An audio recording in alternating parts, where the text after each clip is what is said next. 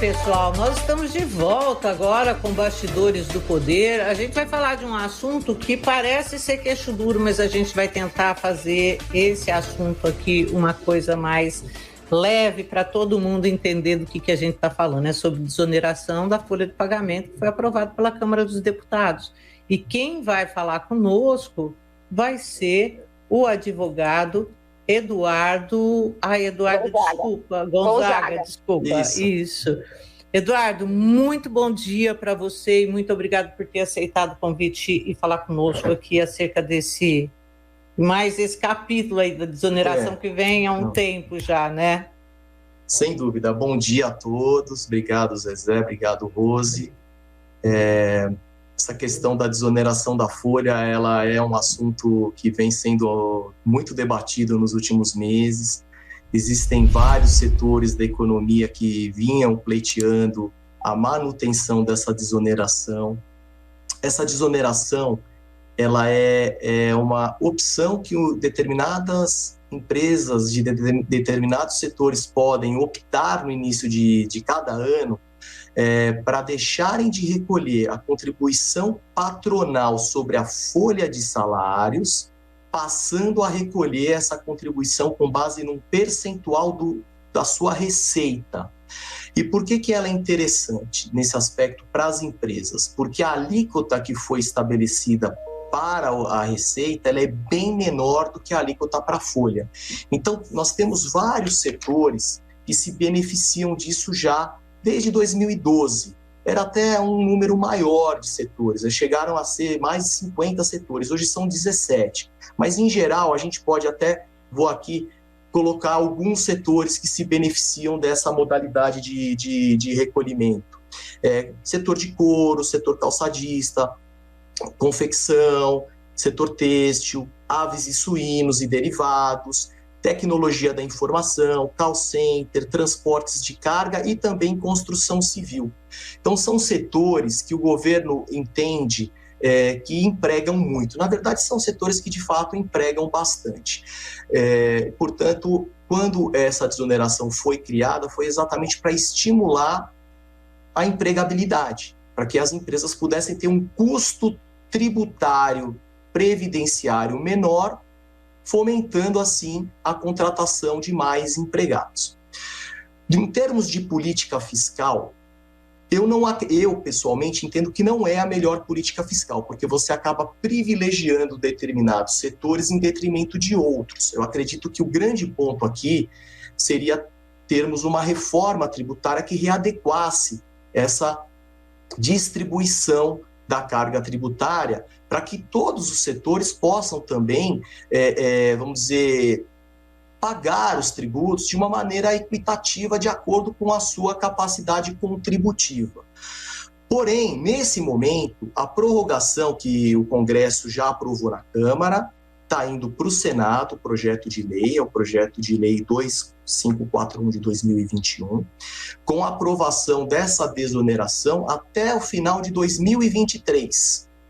E eu acredito que seja positivo seja positiva essa prorrogação, muito pelo contexto econômico e político que a gente vive nesse momento, né? A gente vai entrar num ano eleitoral, a gente está com uma inflação muito alta, os custos subindo demasiadamente, tem ainda um nível de desemprego muito elevado, não se sabe quando vai cair, portanto, a manutenção de um regime de pagamento que beneficia esses setores é bom para que esses setores possam se programar. Eduardo, uma das questões para poder desonerar a folha de pagamento é a geração de empregos, né? E ontem, inclusive, essa questão ela entrou no debate lá da comissão. O relator falou que se não fosse, não se prorrogasse esse benefício, 3 milhões de pessoas ficariam desempregadas, o que foi considerado um exagero pelos próprios colegas. Como que a gente sabe efetivamente se as empresas, que a carga tributária é muito alta para as empresas, nós estamos de acordo, ok?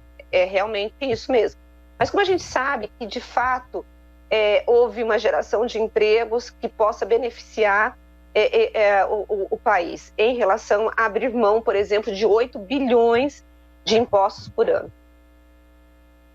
efetivamente, uma relação direta para isso só verificando com o tempo se houve ou não incremento na empregabilidade. Nesse momento, nós não temos como saber.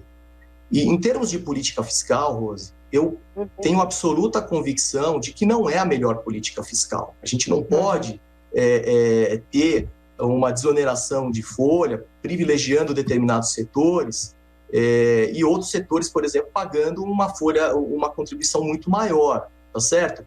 Só acho que é positivo no momento, mas veja, tem que ser revisto. Não acho que isso é o fator determinante para geração de emprego, não. Eu acredito que o fator determinante de geração de emprego é uma redistribuição efetiva de carga tributária, reforma administrativa, quer dizer, uma conciliação de uma série de medidas que possam estimular o desenvolvimento do mercado. E aí, quando eu falo mercado, eu nem me preocupo com o mercado financeiro, não, porque eu acho que a gente fica sempre muito pautado em mercado financeiro. Não é isso, é mercado de trabalho.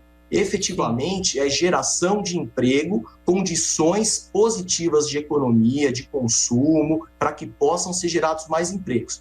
Que merece uma reforma, merece até uma adaptação para que a carga seja redistribuída de maneira muito mais equitativa, eu não tenho dúvida disso. Portanto, como política fiscal, não é o melhor caminho, porque essa renúncia fiscal, ela já vem impactando as contas do governo há muitos anos. Porque essa desoneração, pois não.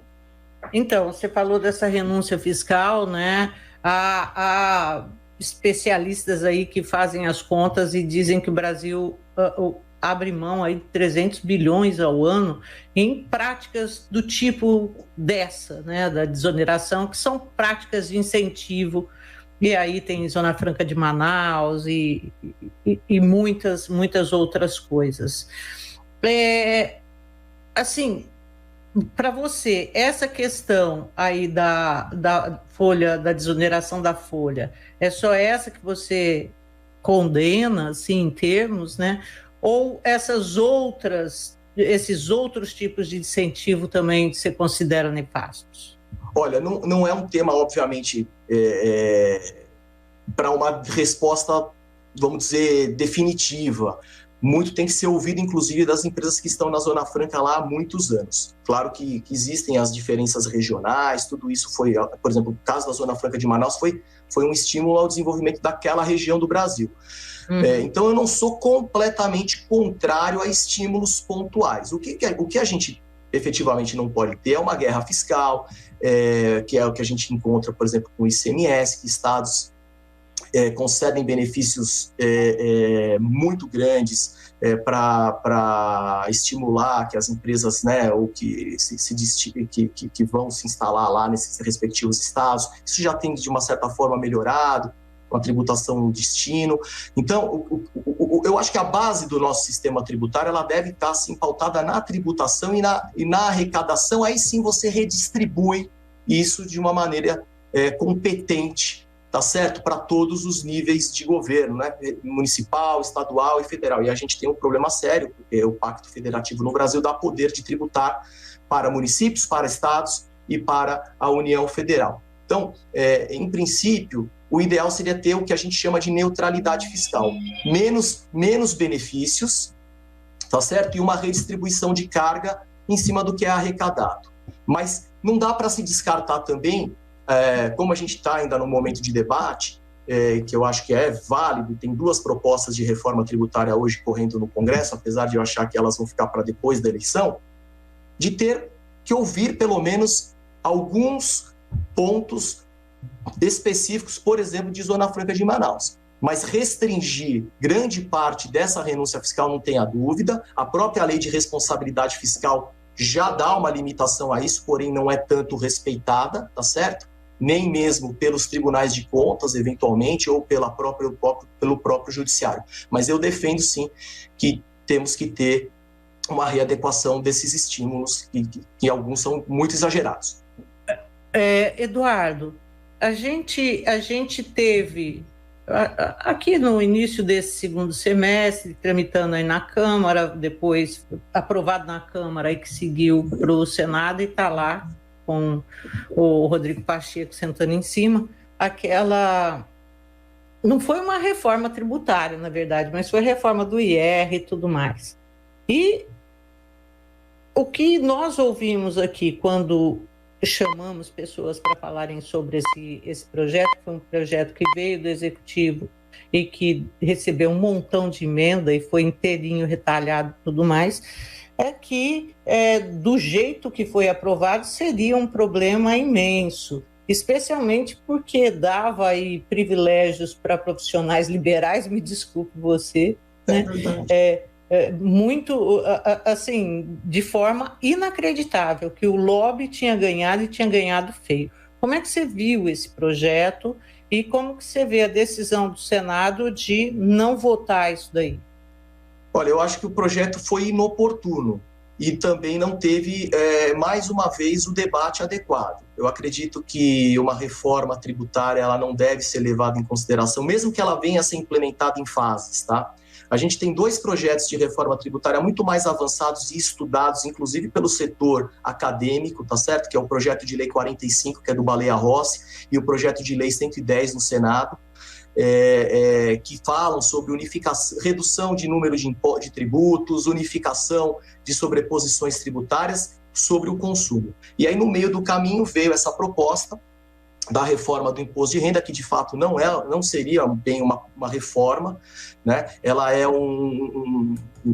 uma alteração na legislação ordinária, e por isso que o governo federal tentou emplacar essa reforma, fazendo com que, num primeiro momento, fosse tributado o dividendo, esse era o principal aspecto dessa reforma. Aí teve uma gritaria muito grande do setor empresarial, e começamos novamente a ter os lobbies. Olha, então o meu setor deve ser menos tributado porque eu tenho a minha situação aqui específica diferente do outro setor. Isso não pode acontecer numa reforma tributária, que é o que aconteceu, exemplificando, com a desoneração da folha. No fundo, a desoneração da folha entrou para 50 setores, porque era para menos na época da Dilma, e os setores foram eu também preciso, e foi sendo aumentado, a ponto de causar um desencaixe de receita para o governo federal enorme. E aí começa, então, a ter uma redução do número de setores privilegiados, né? O nome pode parecer até muito forte, mas é isso, né? No fundo, acaba sendo um privilégio fiscal. E aí você continua a ter toda essa política de toma lá da cá dentro do Congresso para os setores, tá certo? Eu não acho que a gente tenha hoje, depois de tudo que a gente passou nessa última década e agora com a Covid aqui, que seria hipócrita, e é errado, efetivamente, não é apenas hipócrita. Falar, mas o meu caso como advogado profissional liberal, eu mereço pagar menos tributo do que outro setor. Não acho que é por aí. Eu acho que o caminho é que as boas cabeças do Brasil possam se unir dentro de um cenário que possa ser produtivo. Eu não sei se é esse de agora, eu acho que talvez seja... Acho que não é agora. Pós-eleitoral. E, efetivamente, olhar as propostas que já foram estudadas, tem propostas muito sólidas dentro do Congresso, que trabalham neutralidade fiscal, que trabalham readequação de alíquotas. Tem que haver, de fato, readequação de alíquota, tá certo? Tem que ter tributação. O lucro presumido no Brasil não sofre alteração pela inflação há décadas. Como também não só... E isso aumentaria a arrecadação do governo, não precisaria nem tributar dividendo, basta readequar com a inflação do período. Outro ponto que é fundamental e que precisa ser revisto sempre é a tabela do imposto de renda da pessoa física. Tá certo? Que é outro ponto que agora parece que vai ser destacado lá no Congresso, pelo menos para ser levado em consideração. Mesmo assim, o aumento proposto não acompanha a inflação do período. Então, quer dizer, é realmente um ponto fundamental. Agora, essa reforma que tinha sido proposta pelo governo do imposto de renda, ela causaria um desconforto enorme no setor empresarial, que também tem que se considerar o seguinte: para ter uma reforma tributária, não adianta também só ter a concessão ou a visão de abrir mão de receita do governo. O setor privado também vai ter que contribuir com a parte dele. Porque a gente ouve o tempo todo, né, Rose? Todo mundo quer a reforma tributária. Mas quando a reforma tributária ela abrange o cara, não. Então, como é que você faz uma reforma tributária só com o outro? E a gente precisa fazer...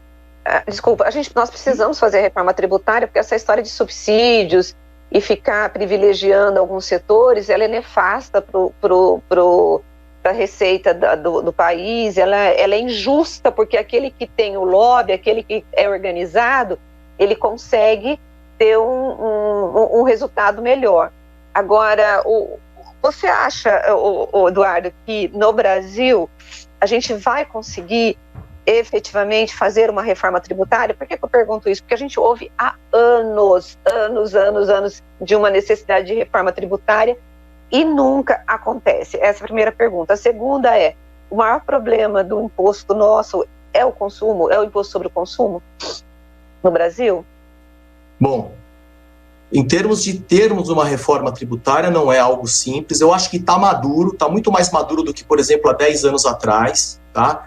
Eu acho que assim, a gente tem que achar o nosso sistema, achar um modelo de tributação que seja mais adequado até mesmo ao mercado internacional, para que o Brasil possa ser visto como um país que tenha uma instituição com segurança jurídica para investimento. Então, primeira coisa é isso, quer dizer, quando a gente entra na questão do lobby, você vai sempre ter aquele investidor estrangeiro que pisa aqui no Brasil e vê que tem algum setor que se privilegia e ele fica frustrado e vai embora do nosso país, e o maior ativo que nós temos é o nosso povo, que é tão bom e consome tanto. Então a gente realmente precisa, tem desafios importantes, Pacto Federativo é um deles, como acomodar os interesses de municípios, estados e União nessa conta, tá certo? Isso tudo precisa ser realmente bastante conversado. E aí vamos para a questão da tributação do consumo. Tributação sobre o consumo, de fato, no Brasil, ela é muito pesada. A gente tem visto aí a energia elétrica, que é um tema recorrente, agora com a inflação, a alíquota, em média, de energia elétrica para o consumidor final é de 25%. É um item essencial. E você encontra, por exemplo, outros produtos de consumo com alíquotas menores, 18%, que são às vezes até supérfluos. Então, veja, tem que ter realmente toda essa readequação também da contribuição, da tributação sobre o consumo.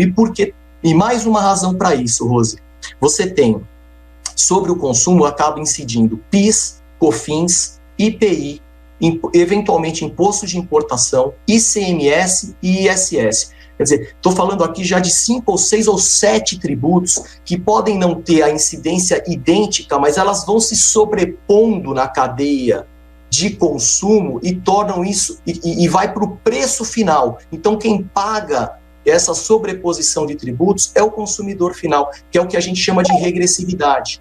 Agora, o que eu acho, Eduardo, é que é uma cobrança injusta, né? Porque quem ganha mais acaba se beneficiando, porque, por exemplo, uma pessoa que ganha um salário mínimo, ela paga o mesmo tanto de imposto sobre o consumo do que uma pessoa que ganha 50 mil por mês.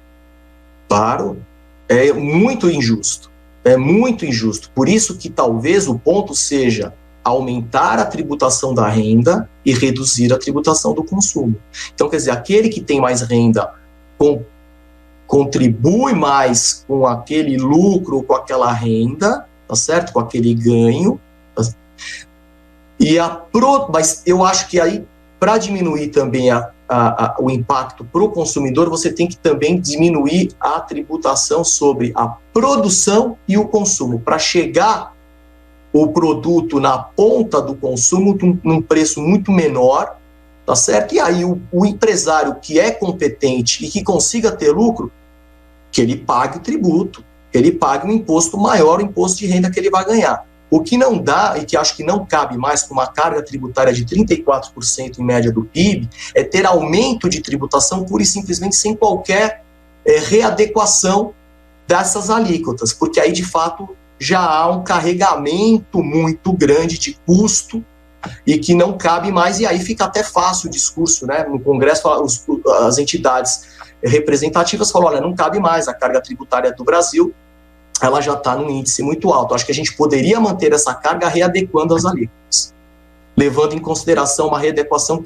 que pudesse considerar folha de salário, consumo, renda e patrimônio, inclusive, porque a gente também tem tributação sobre o patrimônio aqui no Brasil.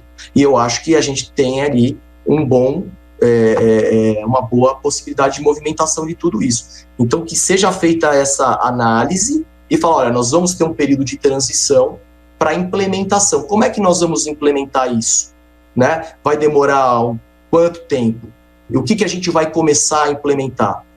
Vamos implementar primeiro o consumo, ou vamos implementar consumo junto com renda por um período de adaptação com uma alíquota menor, mantendo a antiga, mas diminui um pouco o sistema antigo e implementa o novo, com o IVA, por exemplo, que é o Imposto sobre Valor Agregado, que funciona muito melhor, pelo menos nos países desenvolvidos, sem dúvida alguma, é um modelo que pode até ser criticável, mas ele é melhor do que o nosso. Acho que é por aí.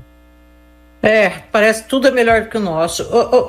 Eduardo, eu tenho ainda uma questão, vou voltar lá ao assunto do imposto de renda, porque esse também foi a força e o ponto que levou o governo federal a fazer essa proposta que ratifico, está lá no Senado hoje, depois de ter sido aprovado na Câmara. Um dos pontos que eu ouvi o ministro Paulo Guedes falando e que é uma tentativa aí de se acabar com isso, são as isenções. Então, saúde, educação, que você declara e que isso abate no valor que você vai pagar. Uhum. Você acha que isso é, de fato, um privilégio? Olha, entendo que não. Para a pessoa física, sem dúvida nenhuma, não. Porque ele diz que é um privilégio, né? O ministro diz isso é um privilégio, essa história de você poder abater do seu imposto, consulta médica, conta de escola, não tem que abater nada, tem que pagar integral. Na Dinamarca, talvez. No Brasil, não sei. No Brasil, com certeza, não. Eu acredito que a gente ainda, por mais que a gente tenha um Estado social-democrático de direito, quer dizer, a gente ainda peca muito no aspecto social, tanto para cobrir aqueles que não têm condição, capacidade contributiva para pagar uma escola privada, mas também para aquele que tem condição de pagar uma escola privada e que vai para a escola privada ou que vai para o consumo médico fora do sistema público, porque não encontra uma resposta ainda adequada pelo sistema público. Então, veja, primeira coisa, a gente tem o dever constitucional de contribuir, de pagar tributos. Isso é fora de dúvida. O brasileiro que tem renda deve pagar tributos. Se deve pagar mais ou deve pagar menos, isso é de acordo com a capacidade contributiva de cada um. Tá certo? Agora, ter descontos sobre itens essenciais que não há uma cobertura de qualidade pelo governo, eu entendo que deva ser mantido. Não dá para uma pessoa física deixar de descontar isso. Claro que a gente pode chegar numa meta a alcançar isso um dia, tá certo? O Brasil já teve, pelo que eu sei, pelo menos aí meados da década de 50, 60, uma escola pública de altíssima qualidade. Hoje a gente sabe que tem um núcleo de escolas públicas pequeno de altíssima qualidade, que isso seja feito, que a gente tenha uma condição institucional que possa ser concedida. Agora, enquanto isso não é fornecido, vamos dizer, pelo governo, a gente precisa ter a classe média e aí a classe que tem renda precisa ter esses descontos, na minha visão. E mais um comentário aí, se me permitem, com relação ao ministro Paulo Guedes. Na minha visão, o ministro Paulo Guedes ele foi ineficiente na parte tributária por todo o governo que ele está conduzindo a nossa economia. Tanto é verdade que ele não conseguiu conduzir uma reforma tributária. Quando fez, foi rechaçado imediatamente. A última, que foi essa do imposto de renda, ele foi buscar um recurso de proposta dentro da Receita Federal do Brasil, sem ouvir também o setor privado. Então, veja, quando a gente critica que o setor privado também quer se privilegiar, a gente também tem que considerar o seguinte, que não adianta também só ouvir o setor público. Eu acho que a gente tem que ouvir todas as partes, tá certo? E tem pessoas altamente qualificadas no Brasil para representarem essas partes. Tá certo? Professores da área de economia, de políticas governamentais, relações governamentais, a área jurídica, a área contábil. Então, acho que essas grandes cabeças que a gente efetivamente tem aqui no Brasil e que estão à disposição. Eu participo de alguns grupos de estudo há muitos anos, pessoas que estão disponíveis para o debate e com propostas concretas já encaminhadas. Então, eu acho que é isso. Não adianta também a toque de caixa para falar, eu fiz uma reforma. Para fazer uma reforma mal feita, não faça. Tipo essa que estava aí, que está lá no Senado, porque o que todo mundo fala é que ela é extremamente injusta e privilegia de categorias e classes assim de uma forma absurda. Então, melhor ficar para lá, né? Mas, assim, eu queria só pontuar uma coisa, juro, e aí a gente está encerrando, sobre... A gente está falando da desoneração da folha, né? Mas essa é uma política que vem, como você colocou, desde 2012, instituída pelo governo Dilma, né, com mais de 50 aí segmentos, e hoje abrangendo 17. Ao longo desse tempo, aí não deu para avaliar se de fato isso é uma ferramenta que funciona para o emprego ou se é uma forma de privilegiar esses segmentos, Eduardo? Porque faz tempo, hein? Já faz 10 anos quase. Sem dúvida, faz tempo. Se a gente olhar friamente o CAGED, o desemprego aumentou. Só aumentando. O desemprego aumentou. Então, sem dúvida alguma, claro, quem está se privilegiando desse modelo ou está se servindo dele vai defender com unhas e dentes a manutenção. Sim. São setores que realmente movimentam bastante a economia, tá? Construção civil, tecnologia, call center, têxtil, setor também rural ali de comunicação couro, calçado, também está no meio. Então, eu acho só que a gente não pode fazer as coisas de maneira... fazer mudanças abruptas. Esse é o grande ponto nesse momento. Então, eu acho que o contexto acaba justificando a manutenção do benefício, mas ele tem que ter fim. E ele, na minha tem que visão, ser avaliado. Ele tem que ser avaliado. Carece de... Tudo quanto é incentivo no Brasil carece de avaliação. Quer dizer, você dá um negócio com determinado fim, no mínimo você tem que ter uma ferramenta que meça isso, porque a sociedade não é obrigada a pagar nada para ninguém, né? Eu acho que tem assim, algumas propostas interessantes, até nesse aspecto de folha salarial. Eu sou membro da Associação Brasileira de Advocacia Tributária, a gente encaminhou pela ABAT um aditivo às duas propostas de reforma tributária que correm hoje, uma na Câmara e outra no Senado, exatamente para a readequação da folha. Primeiro, o norte disso é que todo mundo tenha a mesma base de tributação, tá certo? Não tenha mais o privilégio específico dos setores aí, mas que se façam alíquotas que reduzam, que as alíquotas sejam reduzidas progressivamente de acordo com o número de pessoas que você contrata. Então, quanto mais você contrata, claro que você vai pagar mais contribuição previdenciária, mas a alíquota vai reduzindo. Menor. Você estimularia a contratação formal de empregos. Essa é uma proposta que está lá no Congresso, foi encaminhada, é interessante, tá certo? Eu defendo essa proposta, acho ela bastante interessante, mas ela parte do patamar de um princípio, de uma premissa de que todos devem contribuir, a princípio, sobre a mesma base. Isso, e que aí tem como você mensurar, né? De fato, o que a pessoa está fazendo o que a empresa está fazendo com esse benefício, porque, pelo amor de Deus, é muita folga, né? Bom, Eduardo, eu quero agradecer muito a tua participação aqui no Bastidores do Poder, dizer que foi um prazer falar com você. Vocês viram, né? Eu falei, queixo duro o assunto, mas quando a gente consegue falar com leveza... Rose, você tá sem microfone. Aí todo mundo entende.